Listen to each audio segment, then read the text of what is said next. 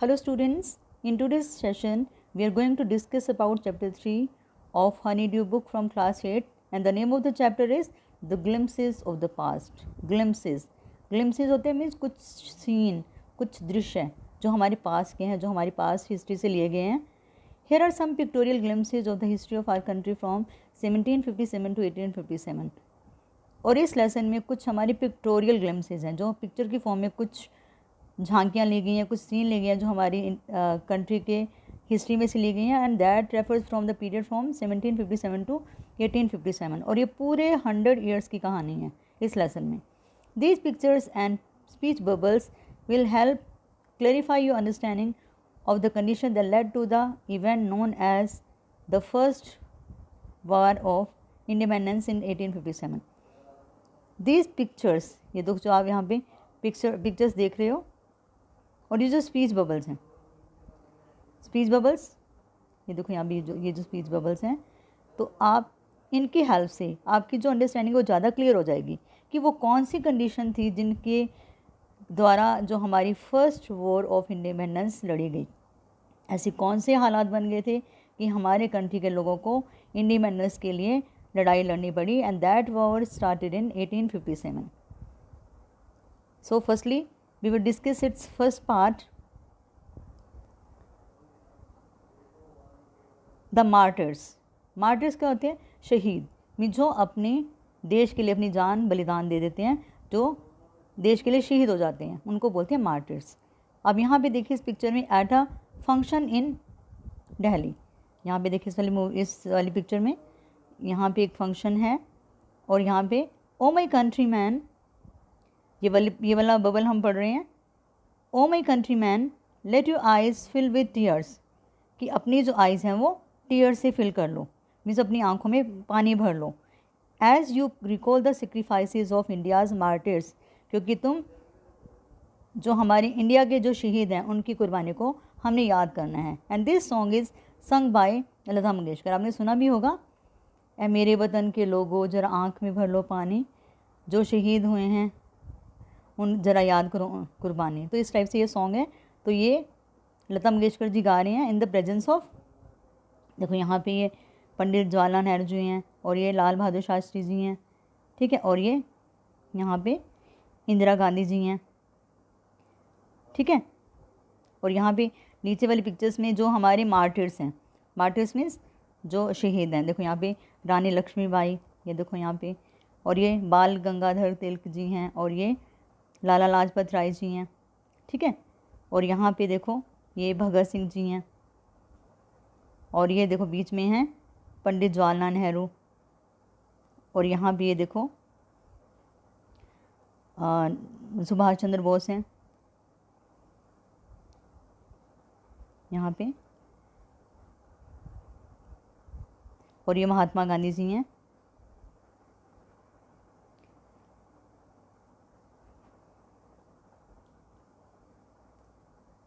और यहाँ पे देखो ये रानी लक्ष्मीबाई जी हैं यहाँ पे, और ये बहादुर शाह जफर जो हमारे लास्ट मुग़ल एम्परर थे हमारी कंट्री के. तो ये सब जो हैं ये मार्टिर्स हैं जिन्होंने हमारे देश के लिए बहुत ज़्यादा काम किया, हमारे देश की आज़ादी दिलवाने में हमारी बहुत हेल्प की, और इन्हीं के लोगों की वजह से हमें आज़ादी मिली.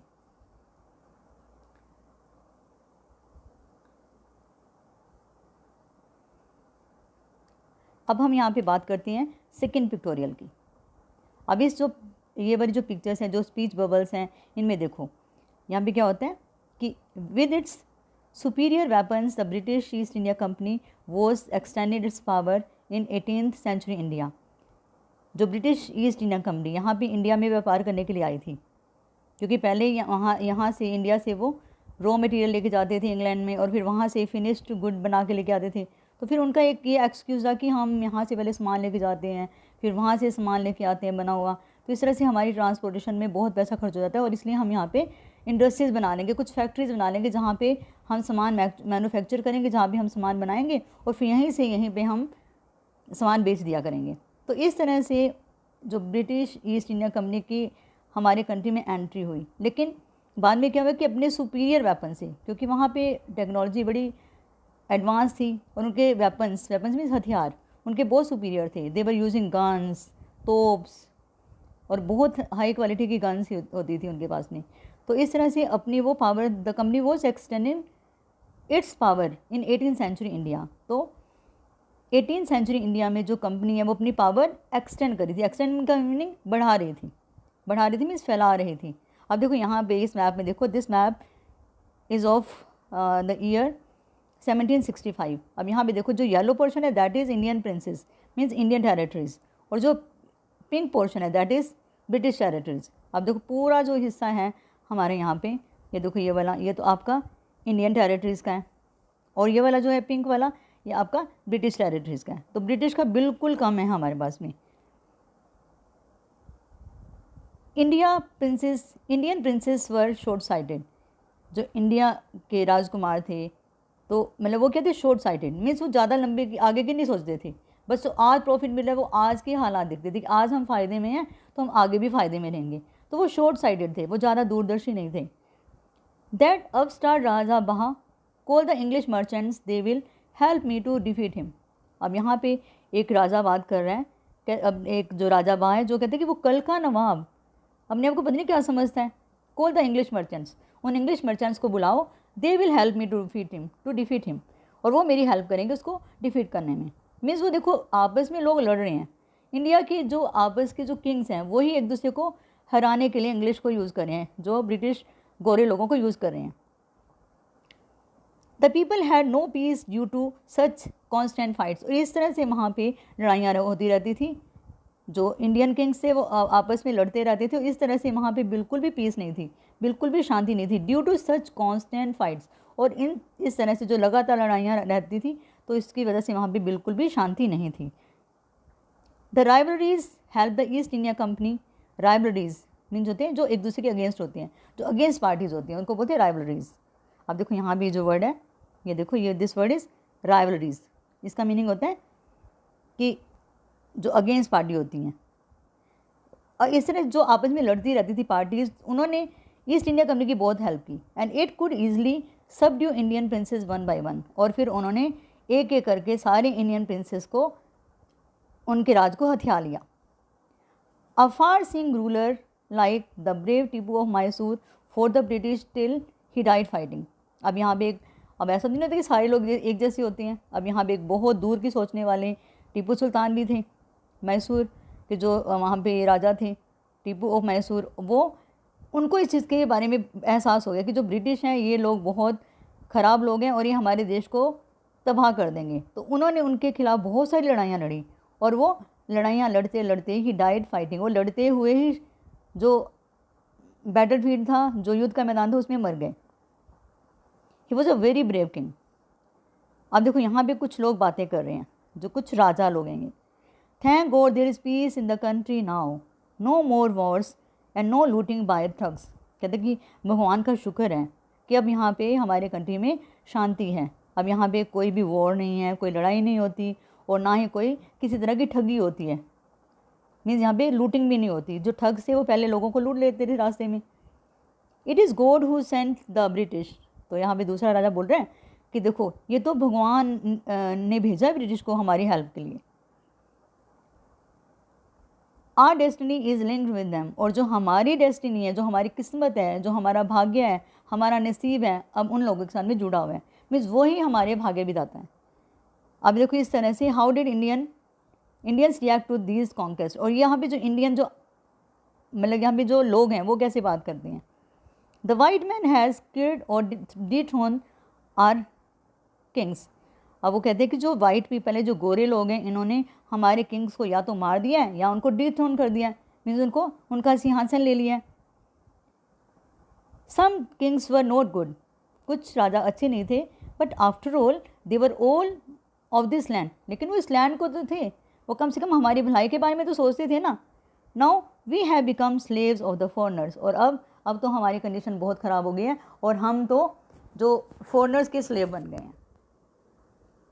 तो ये इस तरह की बातें वो जो लोग हैं आपस में कर रहे हैं। अब ये आपकी थर्ड पिक्टोरियल की बात करते हैं। अब यहाँ भी आ गया ब्रिटिश रूल। यहाँ पे इस पिक्टोरियल में किस तरह की बात होती है, ब्रिटिश रूल के बारे में, दैट एक्सटेंडेड फ्रॉम 1765 टू 1836। अब देखो यहाँ पे फर्स्ट पिक्टोरियल में क्या है कि religious leaders preached ideas like untouchability and child marriage. अब यहाँ पे जो रिलीजियस लीडर्स में जो धर्म गुरु थे वो प्रीच कर रहे हैं, प्रचार कर रहे हैं कौन सी आइडियाज़ का, अनटचेबिलिटी मीन छुआछूत, और चाइल्ड मैरिज कि छोटे एज में बच्चों की मैरिज कर दो। तो अनटचेबिलिटी होता है कि जैसे अनटचेबिलिटी का मीनिंग होता है कि जैसे कोई हमने किसी लोअर कास्ट के लोगों को छू लिया तो वो हमारे लिए पाप हो गया। हमने जो लोअर क्लास के लोगों को टच नहीं होने देना बिल्कुल भी। और जो उन्होंने चाइल्ड मैरिज मतलब छोटे छोटे बच्चों की मैरिज कर देते थे।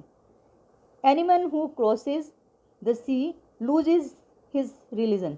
और वो आपस में कहते हैं, देखो एक यहाँ पे जो रिलीजियस लीडर बैठे हुए हैं वो कह रहे हैं, क्या कह रहे हैं कि anyone who crosses the seas, कि अगर कोई समुद्र के पार जाता है तो वो लूजेज हिज रिलीजन मीन्स उसका धर्म भ्रष्ट हो जाएगा।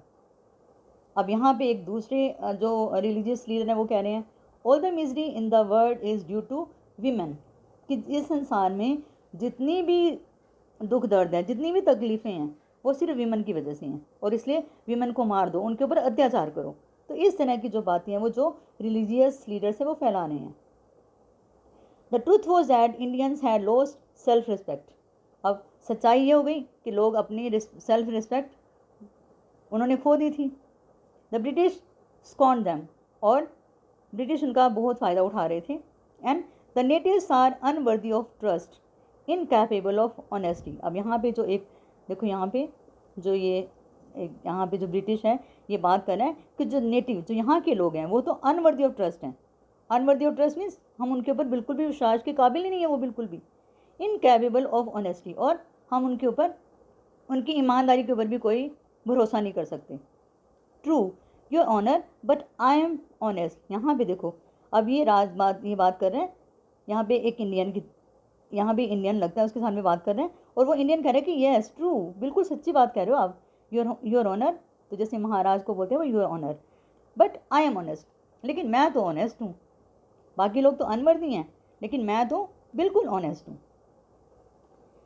बीइंग मर्चेंट्स द ब्रिटिश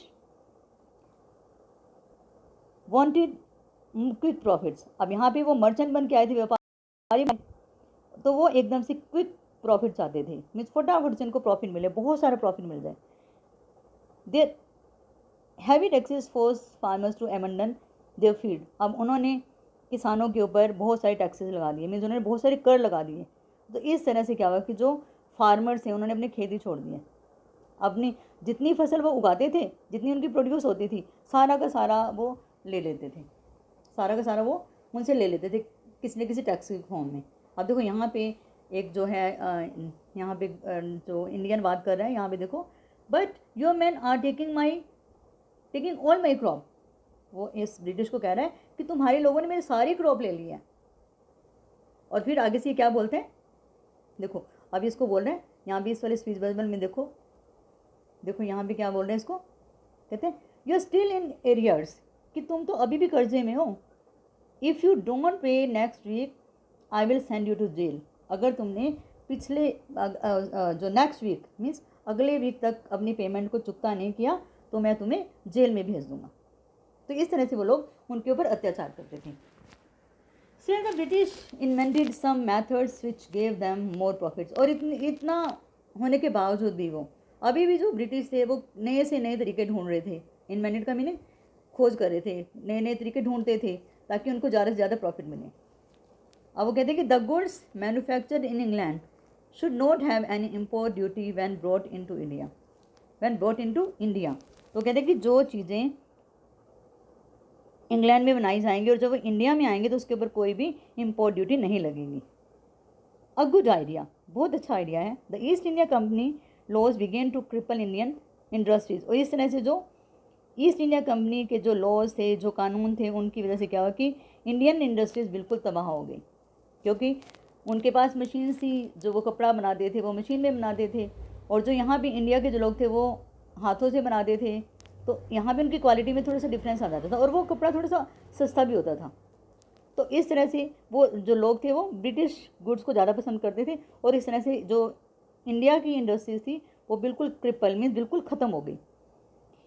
अब क्या हुआ, inevitably famines followed between 1822 and 1836। अब बदकिस्मती से देखो, एक तो वो जो ब्रिटिश लोग हैं वो उनसे सारा का सारा अनाज ले लेते हैं, और फिर वहाँ पे एक फेमाइन आ गया, एक अकाल पड़ गया, सूखा पड़ गया। कब 1822 से लेके 1836 तक। And 15 lakh Indians died of starvation. Starvation means भूख से, और 15 लाख लोग भूख से मर गए। अब यहाँ पे कह रहे थे British policies ruined the expert artisan and their business. और यहाँ पे जो ब्रिटिश की पॉलिसीज थे उन्होंने बहुत सारे जो एक्सपर्ट, जो अपने काम में बिल्कुल एक्सपर्ट थे, आर्टिस्ट थे, और उनके बिजनेस को बिल्कुल उन्होंने तबाह कर दिया। ruin का मीनिंग ख़त्म कर दिया, तबाह कर दिया। अब बात करते हैं फोर्थ पिक्टोरियल की। अब इसमें बात हो रही है राजा राम मोहन राय के बारे में, and it is from the period of 1772 to 1833। अब देखो यहाँ पे Raja Ram Mohan Roy, a learned man, was from Bengal, understood what was wrong with the country. Raja Ram Mohan Rai जो थे वो एक बहुत विद्वान व्यक्ति थे, बंगाल से थे। अब उन्होंने इस चीज़ को, ये बात उन्होंने समझ ली थी कि कंट्री में क्या रॉन्ग हो रहा है, किस तरह से वो अपनी गलत पॉलिसीज़ चला के हमारे कंट्री को र्यून कर रहे हैं, बर्बाद कर रहे हैं। Let us not despise ourselves, हमने अपने आप को ख़त्म नहीं करना है। Our ancient culture is great, जो हमारा कल्चर है, जो हमारा एंशियंट कल्चर, जो हमारा पुराना कल्चर है वो बहुत ग्रेट है। And we are capable of greater achievements, और हमने बहुत सारी अचीवमेंट्स, बहुत बड़ी बड़ी अचीवमेंट हासिल की हैं। We must first reform our society, हमने सबसे पहले अपनी सोसाइटी को रिफॉर्म करना है, हमने उसको सुधारना है। सुपरस्टिशंस हैव बीन रूइनिंग अस, जो सुपरस्टिशंस हैं, जो अंधविश्वास हैं, वो हमें बिल्कुल तबाह कर रहे हैं। तो ये राजा राम मोहन राय किसी आदमी को बोल रहे हैं।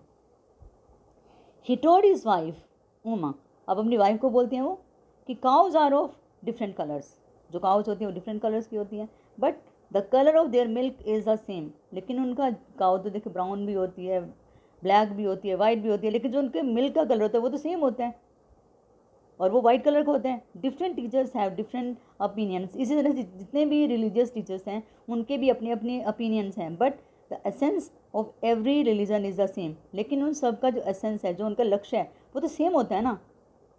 तो उनको अपनी वाइफ को समझा रहे हैं। He was attracted by science and modern knowledge, अब क्योंकि वो बहुत अट्रैक्ट हुए साइंस से और मॉडर्न नॉलेज से। अब साइंस और मॉडर्न नॉलेज कोई बुरी चीज़ नहीं थी, वो भी उनसे बहुत ज़्यादा प्रभावित हुए। And knowledge should be practical and scientific, वो कहते हैं कि जो नॉलेज है वो प्रैक्टिकल होनी चाहिए, जो वो हमारे रियल लाइफ में काम आनी चाहिए, और साइंटिफिक होनी चाहिए, मीन्स टू द पॉइंट होनी चाहिए, और उसमें कोई भी सुपरस्टिशन नहीं होना चाहिए। He started newspapers but the suspicious British stopped them in 1823। फिर उन्होंने क्या करा, उन्होंने एक न्यूज़पेपर स्टार्ट किया, एक न्यूज़पेपर, लेकिन जो ब्रिटिश थी वो बहुत सस्पिशियस थी। उसको लगा कि ये तो बंदा बहुत मतलब इंटेलिजेंट है, और ये लोगों को भड़काएगा, और फिर हम लोगों की जो पॉलिसीज़ हैं वो काम नहीं करेंगी। तो उन्होंने ये न्यूज़पेपर 1823 में उसको बंद करवा दिया। He crossed the sea and went to England to see what made the British powerful. अब उन्होंने सी को क्रॉस किया, क्योंकि वो तो इन चीज़ों में विश्वास नहीं रखते थे कि मैं अगर सी को क्रॉस करूँगा तो मेरा धर्म भ्रष्ट हो जाएगा। तो उन्होंने क्रॉस किया सी को, एंड वेंट टू इंग्लैंड, और इंग्लैंड में चले गए। किस लिए? To see what made the British powerful, और ये चीज़ देखने के लिए कि कौन सी चीज़ है जिसकी वजह से जो ब्रिटिश लोग हैं, जो गोरे लोग हैं, इतने पावरफुल हैं। देयर ही टोल्ड देम, और फिर वहाँ भी जाके उन्होंने उनको बोला, we accept you as rulers and you must accept us as subjects. कहते हमने आपको अपना रूलर मान लिया है, हम आपको अपना रूलर मानते हैं, लेकिन आपको भी हमें अपनी प्रजा की तरह समझना चाहिए। सब्जेक्ट का मीनिंग प्रजा, अपने लोगों की तरह हमें समझना चाहिए। But you must remember the responsibility a ruler owes to his subjects, और तुम्हें जो एक रूलर की जो रिस्पॉन्सिबिलिटीज़ होती हैं, जो उसकी जिम्मेवारियाँ हैं, तुम्हें उनके बारे में भी पता होना चाहिए, और तुम्हें लोगों के प्रति अपनी जो रिस्पॉन्सिबिलिटीज़ हैं उनको अच्छी तरह से निभाना चाहिए। In 5th pictorial we will talk about the operations. Operations का मीनिंग होता है अत्याचार. 1765 to 1835. Here we can see, but the British continue to oppress. अब देखो राजा राममोहन राय ने उनको बोला, लेकिन जो ब्रिटिश थे, अब हम यहाँ से पढ़ रहे हैं इस वाले पैराग्राफ से, but the British continue to oppress Indian. लेकिन जो ब्रिटिश ने तो लोगों को बुरी तरह से उनके ऊपर अत्याचार कर ही रहे हैं वो. इन 1818 they had pass regulation 3rd. अब 1818 में उन्होंने एक रेगुलेशन 3rd पास किया, मीन्स एक एक्ट पास किया. If an Indian could be gelled without trial in a court, कि किसी भी इंडियन को हम बिना किसी कसूर के किसी भी इंडियन को बिना किसी कसूर के जेल में डाल सकते हैं, और ट्रायल इन अ कोर्ट, और उसको कोर्ट में भी नहीं पेश होने देंगे. जब कोर्ट में जाती है तो वहाँ पे दोनों साइड की सुनवाई होती है, तो वो कहते हैं कि हम बिना किसी कसूर के जो इंडियंस हैं उनको जेल में डाल देंगे. All the time British officers in India Drew big salaries. और हर टाइम क्या था, जो ब्रिटिश ऑफिसर्स थे उनको तो बहुत बड़ी बड़ी हैंडसम सैलरीज मिलती थी. And also made fortune in private business, और उन्होंने अपना प्राइवेट बिजनेस भी चलाया हुआ था. By 1829 Britain was exporting British goods worth ₹7 crore to India. अब देखो 1829 तक जो ब्रिटिश ने इंडिया में 7 करोड़ की जो बुक्स यहाँ पे की गुड्स भेजी. गुड्स का मीनिंग सामान. 7 करोड़ 200 ईयर्स पहले एक बात हो रही है, और उस टाइम में देखो 7 करोड़ रुपीज़ कितने थे. तो यहाँ से उन्होंने इतना सामान भेजा, और यहाँ से तो और दुगना प्रॉफिट लेके गए होंगे. तो उस टाइम इंडिया देखो कितना प्रोस्पेरस था. Governor general Bentinck reported back home. अब गवर्नर जनरल बेंटिक है वो वापस घर में गए. ये देखो यहाँ पे हैं, ये हैं जो ये गवर्नर जनरल बेंटिक हैं. अब ये वापस अपने घर में चले गए, अपने इंग्लैंड में चले गए. The bones of cotton weavers are bleaching the plains of India. कहते हैं कि जो कॉटन वीवर्स की बोन्स हैं अब वो इंडिया के प्लेन्स को ब्लीच करिए. मीन्स अब यहाँ पे जो कॉटन वीवर्स हैं, बाहर वाले कंट्री से सामान अच्छी क्वालिटी का आता है, और यहाँ पे ये लोग बिल्कुल खाली होके बैठ गए. उनकी हालत बहुत ख़राब होगी. मीन्स वो दे वर डाइंग ऑफ स्टारवेशन. इतना उनके पास बिल्कुल काम ही नहीं है, भूखे मरने की नौबत आ गई है. तो वो कहते हैं कि जो इनकी बोन्स हैं तो वो हमारे जो इंडिया के प्लेन्स को वो ब्लीच करेंगी. मीन्स वो मर जाएंगे, फिर वो उसको मतलब जो हड्डियाँ हैं जो खेतों में मिल जाएंगी, प्लेन्स में मिल जाएंगी, तो इस तरह से वो इस लैंड को ब्लीच करेंगे. मीन्स उन्होंने पूरी तरह से इंडिया को तबाह करके रख दिया. The British prepared prospered on the company's loot. अब जो ब्रिटिश हैं वो बहुत अमीर हो रहे हैं, while Indian industries began to die. और इसके अगेंस्ट जो दूसरे ऑन द अदर हैंड जो इंडियन इंडस्ट्रीज़ हैं वो बिल्कुल ख़त्म हो रही हैं. वो बिगेन टू डाई में वो बिल्कुल ख़त्म होने के कगार पे हैं. अब यहाँ पे हम 6 पिक्टोरियल में देखते हैं कि डिससेटिस्फैक्शन, कि लोग अब नाराज़ हो गए, खफा हो गए इन पॉलिसी से. And that refers to the period from 1835 to 56. Education in India was in Persian and Sanskrit. उस टाइम में जो एजुकेशन थी इंडिया में वो पर्सियन में थी और या संस्कृत में थी. इन 1835 English man named Macaulay suggested a change. अब यहाँ भी देखो ये मैकॉले हैं. अब यहाँ में उन्होंने सोचा कि एक हम अपनी जो एजुकेशन पॉलिसी में कुछ चेंज करते हैं. उन्होंने एक चेंज सजेस्ट किया. We should teach the native through the Indian language. वो कहते हैं कि हम यहाँ के लोगों को इंडियन लैंग्वेज, जो हम इनको इंग्लिश लैंग्वेज सिखाएंगे, क्योंकि हम जो घर में नौकर रखेंगे या हमने कोई ड्राइवर रखेंगे, कुछ भी रखेंगे, हमने उनके सामने बात तो करनी है ना. अब हमें हिंदी नहीं आती, उनको इंग्लिश नहीं आती. अब थोड़ी बहुत तो हिंदी समझने लगे थे, लेकिन पूरा वो नहीं मतलब समझ पाते थे. तो कहते हैं हम उनको इंग्लिश सिखाएंगे ताकि हम उनके सामने प्रॉपरली बात कर सकें. तो अब दूसरा बंदा भी कह रहा है यस आई एग्री, हाँ मैं भी इस बात से सहमत हूँ. British education produce clerks to whom the British gave petty jobs. अब इंग्लिश एजुकेशन का क्या रिजल्ट होगा कि उससे उनको क्लर्क्स मिल जाएंगे जिनको वो पेटी जॉब्स दे देंगे. मतलब उनसे बहुत सारा काम कराएंगे और उनसे मतलब कि छोटी छोटी जॉब दे देंगे अंडर दैम, और उनको उनके अंडर काम करना पड़ेगा. Incidentally it was produced a new generation of intellectuals. अब क्या हुआ, क्या उनके मन में तो था कि हम क्लर्क्स में प्रोड्यूस कर लेंगे हम लोग, और फिर वो हमारे लिए छोटे छोटे काम करेंगे, हम काम तो सारा उनसे करवाएंगे और बदले में उनको थोड़ी थोड़ी सैलरी दे देंगे। लेकिन इसका क्या इफेक्ट हुआ कि हमारे जो इंडिया में एक न्यू जनरेशन होगी इंटेलेक्चुअल्स की, मीन जो बहुत इंटेलिजेंट लोग थे। We must educate our brothers, तो वो कहते हैं कि हमें अपने ब्रदर्स को पढ़ाना है, and try to improve their material condition. Material condition means हमने उनकी लाइफ को सुधारना है, मीन्स जो उनकी लाइफ में थोड़ी इम्प्रूवमेंट लानी है। For that we must convey our grievances to the British parliament, और इसके लिए हमें अपनी जो ग्रीवेंसेज हैं, हमें जो हमारे दुख दर्द हैं, ग्रीवेंसेज का मीनिंग होता है दुख दर्द, हम ब्रिटिश पार्लियामेंट में जाके उनको बताएं कि हाँ ये लोग हमारे साथ में ऐसा करते हैं।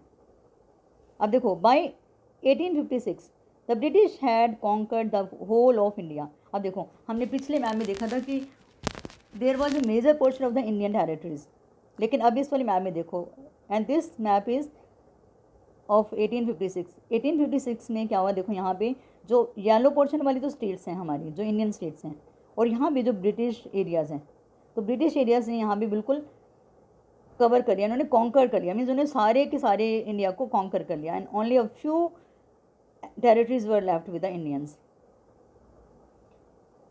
दे cared little about the needs of Indians. अब वो जो ब्रिटिश थे उनको तो लोगों के बारे में वो सोचते नहीं थे, बिल्कुल ज़रा सा ध्यान देते थे, वो जो भी लोग उनकी चापलूसी करते थे तो उन्हीं के बारे में सोचते थे वो।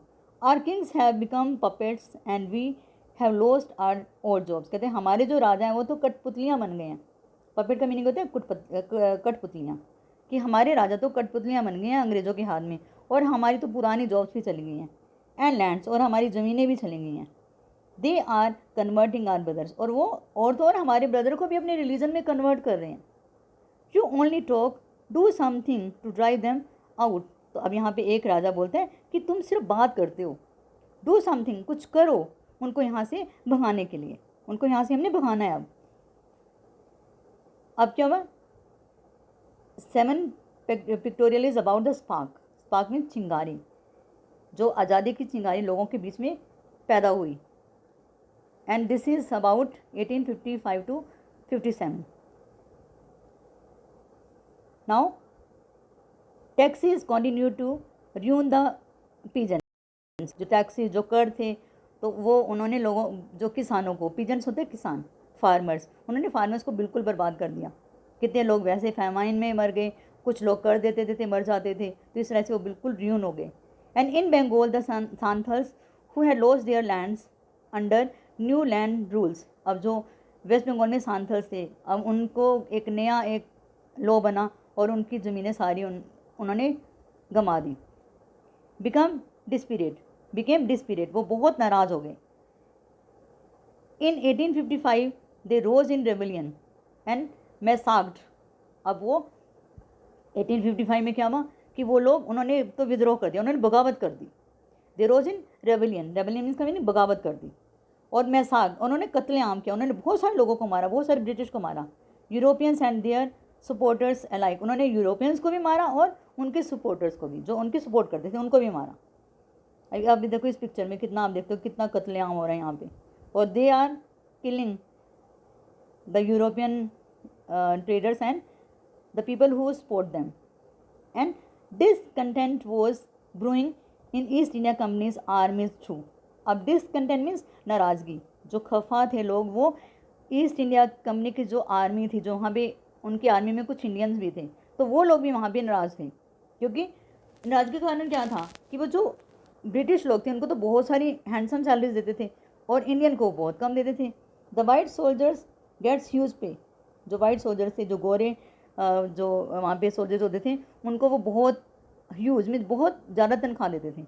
And mansions to live in, और उनको हवेलियाँ देते थे, बड़ी बड़ी कोठियाँ देते थे रहने के लिए, और उनको साथ में सर्वेंट्स भी देते थे।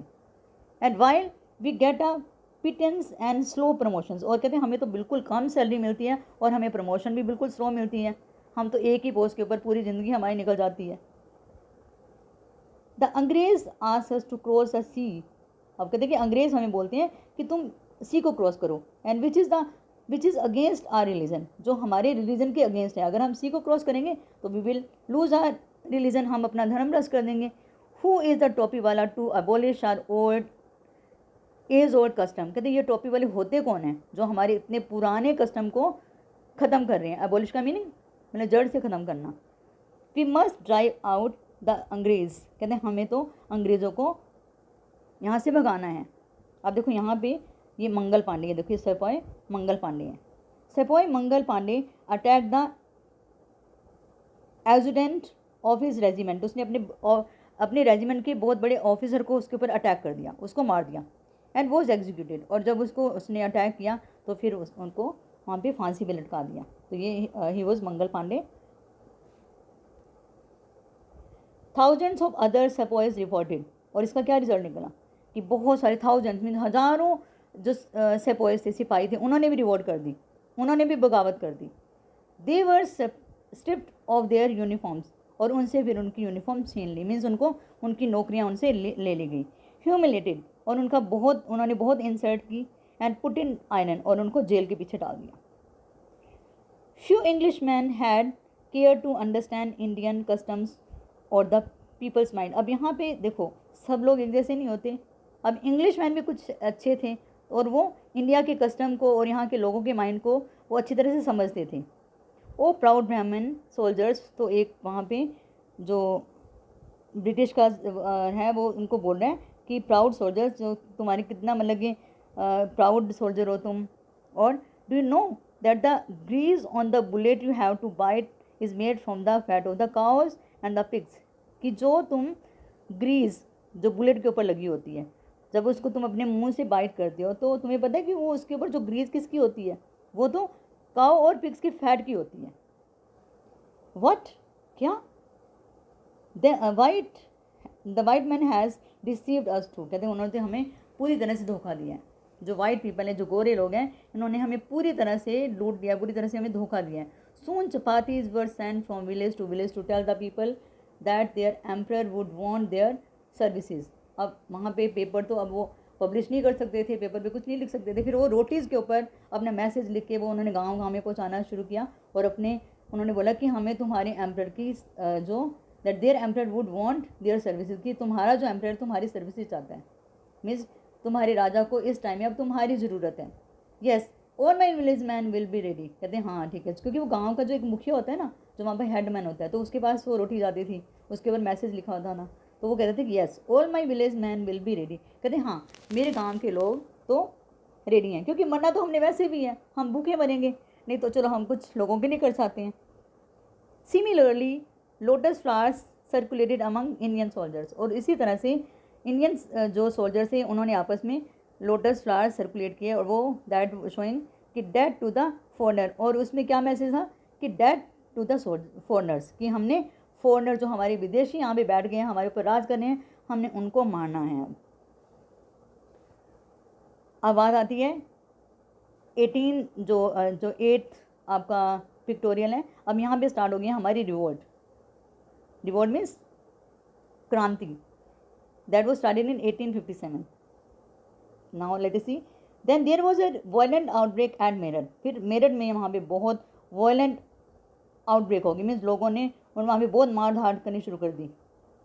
द सिपाहीज मार्च टू दिल्ली, और जो सिपाहीज थे, जो सिपाही थे, वो सारे दिल्ली में ही चले गए, दिल्ली की तरफ वो बढ़ चले। And long life our emperor Bahadur Shah, वो कहते हैं कि हमारा एम्परर जो बहादुर शाह है वो उसकी लंबी उम्र हो। द रेबिलियन स्प्रेड वाइडर, जो रेबिलियन थी, जो ये बगावत थी, ये बहुत फैल गई। स्प्रेड वाइडर मीन्स चारों तरफ फैल गई है। And many landlords had lost their lands because of the British policies, अब बहुत सारे लैंडलॉर्ड्स थे जो ज़मीन थी, जिनके पास में कितने कितने किले ज़मीन थी, और वो सारी उन्होंने अंग्रेज़ों ने ले ली, और वो देवर सोर्स, और वो भी बहुत नाराज़ थे। The white man's rule must end, और जो वाइट मैन का रूल है जो वो एंड होना चाहिए। Yes we will help you, कहते हैं कि हाँ हम तुम्हारी हेल्प करेंगे। अब हर कोई इस बात के लिए तैयार है कि हमने जो ब्रिटिश को हमने यहाँ से भगाना है। Now this is the last pictorial 9th, the fight for freedom 1857। Many former rulers like Begum Hazrat Mahal of Lucknow were bitter, जो पहले के जो राजा थे, मीन्स अब उनका जो साम्राज्य था अंग्रेज़ों ने छीन लिया, तो जैसे उनमें से एक थी बेगम हजरत महल, जो लखनऊ से थी, वो भी बहुत नाराज़ थी। The white man has taken away my kingdom, जो वाइट मैन है, जो गोरे लोग हैं, उन्होंने मेरा किंगडम ले लिया है, मेरे से हथियार लिया है।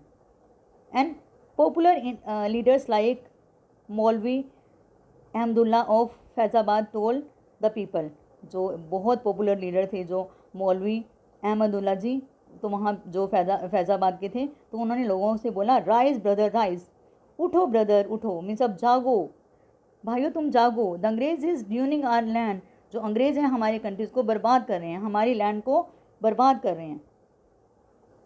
द पीपल रोज एवरीवेयर, और अब हर जगह, अब एक जगह की बात नहीं है, हर जगह में लोग भड़क उठे हैं। इन बरेली, कानपुर, इलाहाबाद, पूरे कंट्री में लोग हैं, they are angry with the British and they had started rebellion. अब they join the officers against the foreigners, उन्होंने अब बस लड़ाइयाँ शुरू कर दी जो फॉरनर्स के ख़िलाफ़। अब यहाँ भी देखो, अजीमुल्ला खान टोल्ड तानिया टोपे, अब अजीमुल्ला खान तानिया टोपे को बोलते हैं, we should have Peshwa Nana Sahib as a leader in this war of independence. जो नाना साहिब थे, पेशवा नाना साहब, कहते वो हमें एक लीडर की तरह से चाहिए, जो हमारी इस जो वार के जो वार ऑफ इंडिपेंडेंस है, जो इसको लीड करेंगे। We should have Peshwa Nana Sahib, कि हमें पेशवा नाना साहिब को अपना लीडर बनाना है, जो कि इस हमारी दिस वार ऑफ इंडिपेंडेंस में वो हमारे लीडर बनेंगे। The patriots pounced upon the British and fort pitched battles all over north India. अब तो जो पैट्रियोट्स हैं, पैट्रियोट्स मीन्स देशभक्त, जो देशभक्त है वो तो उन्होंने बस पाउंस अपॉन मीन्स उन्होंने अंग्रेज़ों के ऊपर झपटा मारा हुआ है पूरी तरह से, और वो जगह जगह पे, हर जगह नॉर्थ इंडिया में पिच वॉर मीन्स हर तरह लड़ाइयाँ वो लड़ रहे हैं। 8 years old Kunwar Singh of Bihar received a bullet in his wrist. अब यहाँ पे देखो 83 ओल्ड कुंवर सिंह हैं बिहार में, तो उनको उनके रिस्ट में, कलाई पे बुलेट में लगी है। देखो यहाँ पे उनकी कलाई में से खून निकला है। Mother Ganga, this is my last offering to you. अब देखो इन्होंने क्या करा, तलवार से अपना हाथ ही काट दिया, क्योंकि उस टाइम में जो बुलेट्स होती थी लोहे की होती थी, और जब लोहा आपके शरीर में अंदर चला गया तो उससे इन्फेक्शन हो जाती है। तो उन्होंने बोला कि मतलब इन्फेक्शन ना हो, तो उन्होंने अपना हाथ ही काट दिया। तो इस तरह से हमने इस लेसन में देखा कि किस तरह से जो ब्रिटिश लोग हैं यहाँ पे ट्रेडर बन के आए, उन्होंने अपने प्रॉफिट के लिए इंडियंस को बिल्कुल र्यून कर दिया, फार्मर्स को र्यून कर दिया, उनकी जो आर्टिज़न, जो उनकी आर्ट्स थी, उनकी फैक्ट्रीज थी, सबको र्यून कर दिया। और इस तरह से, और जो सेपोइस थे वो भी बहुत नाराज़ थे। तो इस तरह से पूरा कंट्री जब एकजुट हो गया, तो उन्होंने आफ्टर ऑल 1947 में हमारा कंट्री आज़ाद हो गया। And this lesson is from our freedom movement, S T सामन ने इसके बारे में लिखा है। तो आप लोगों ने ये वीडियो ज़रूर देखनी है और इस लेसन को रीड करना है। Okay, thank you children.